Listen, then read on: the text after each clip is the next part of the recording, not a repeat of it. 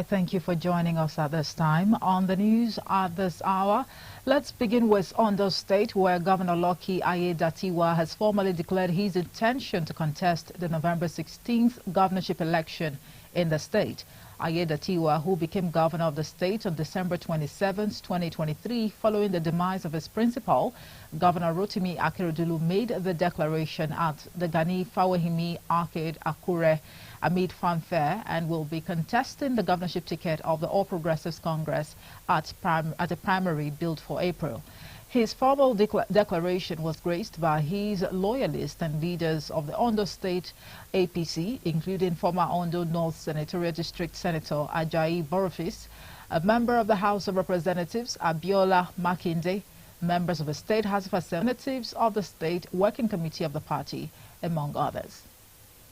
Meanwhile, some members of the Ondo State House of Assembly have distanced themselves from the endorsement of Governor Lucky Aiyedatiwa. This development was shortly after the Speaker of the State House of Assembly, Olamide Oladiji, announced support for Governor Aiyedatiwa's governorship bid on behalf of the Assembly.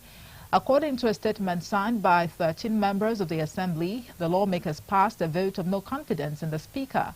The members of the Assembly who kicked against the declaration of the Speaker said the Parliament has not endorsed any of the governorship aspirants yet, describing the statement of the Speaker as embarrassing and disappointing.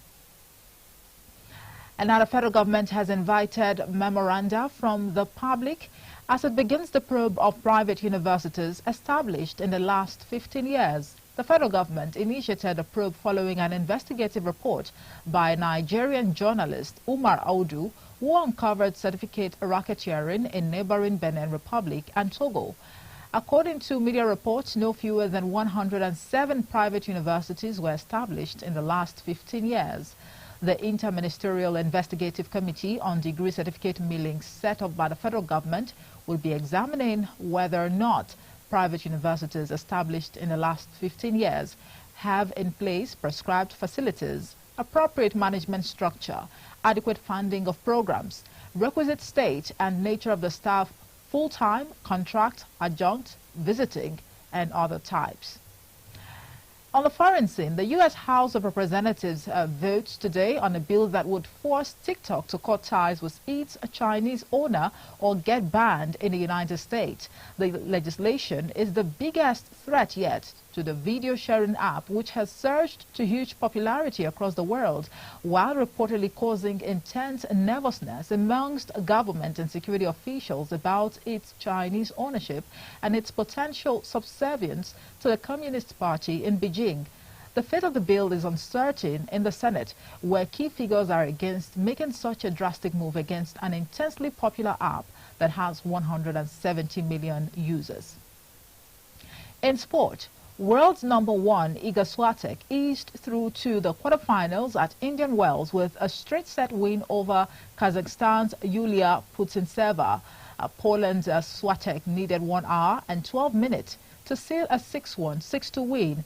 The 22-year-old will next play former world #1 Caroline Wozniacki, who beat Angelique Kerber 6-4, 6-2.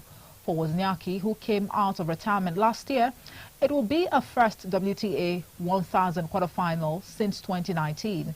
Wozniacki retired in January 2020 but returned last August after giving birth to her 2 children. And that's it for the news at this hour. Thank you so much for watching. Coming up is Story Time with Ridwan Musa Gawo. I am Omo Ife Peace Osemere. Good afternoon.